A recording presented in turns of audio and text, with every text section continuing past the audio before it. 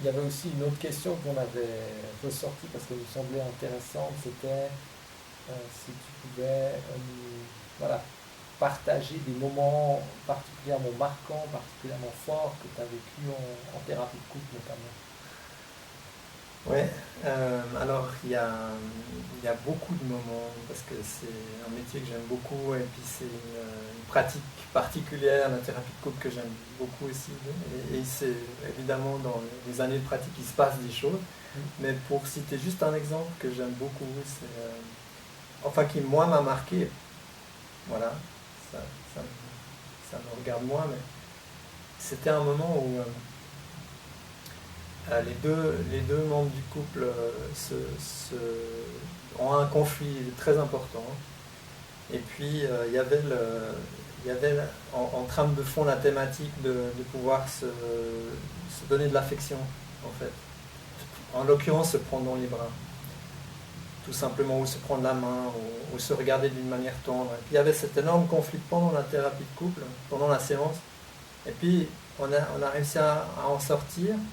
Et puis ce moment était tellement beau à la fin, c'était vers la fin de la thérapie, la séance, que je leur ai proposé de. euh, je leur ai, je leur ai dit en fait que je trouvais que le moment était approprié pour se prendre dans les bras. Puis ils m'ont dit, bah oui, mais c'est quelque chose en fait d'intime et de personnel. Et puis ils n'osaient pas le faire devant moi. Donc je leur ai dit, je leur ai proposé de sortir un moment. Et puis qui viennent à la salle d'attente venir me chercher quand ils avaient terminé. Ouais. Et puis c'est ce qui s'est passé. Donc je suis resté quelques minutes à la salle d'attente et ils sont venus me chercher pour clore la séance. C'est intéressant hein, quand on évoquait tout à l'heure que finalement, dans la thérapie, l'espace, il est pour les gens qu'on voit. Moi, je trouve que là, tu as laissé l'espace. Je trouve que c'est un exemple où tu as rendu très concret le fait que tu as laissé cet espace aux gens C'est vrai. en prenant du recul et dans la pièce. Ouais, ouais. Je trouve ça intéressant. Tu es allé vraiment jusqu'au bout de l'idée, quoi. C'est ça. Très bien. Et Euh, toi? ben, moi, il y a peut-être deux situations voilà, que je pourrais évoquer de marquantes. La première, c'est un suivi que j'ai fait dans un contexte particulier parce que c'était à domicile. C'est toujours particulier d'aller chez des gens dans leur espace intime à eux. Euh, Là aussi, c'est leur espace à eux, mais au premier degré. Ouais, c'est chez eux. Voilà. Euh, et c'était une demande très particulière parce que c'était d'accompagner madame dans sa fin de vie, donc touchée par une maladie en phase terminale.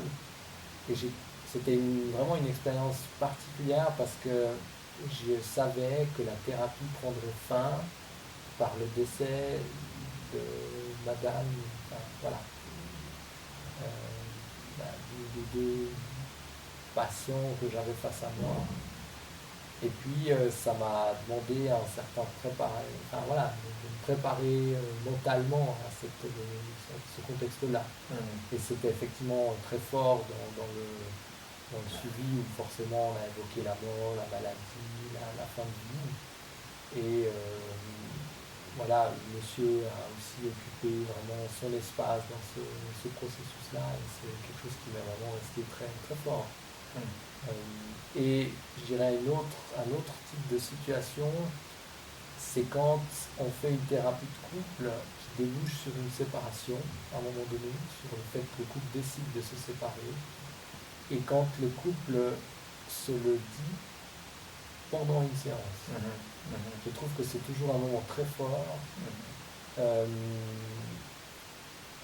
et évidemment, je respecte que le couple fait le choix de prendre cette décision dans le cadre thérapeutique, mais je trouve que ça nous met dans une situation d'ambivalence en tant que thérapeute parce que sur le papier, une thérapie de couple, la plupart d'entre nous l'aperçoit comme dans l'idée de sauver quand même un couple.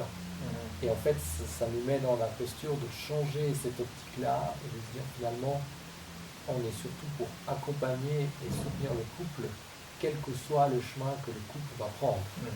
Et parfois, ça passe par une séparation et on les accompagne dans ce processus-là, mais c'est évidemment pas forcément le souhait premier qu'on a quand on voit un couple, et on doit pouvoir travailler sur cette acceptation-là.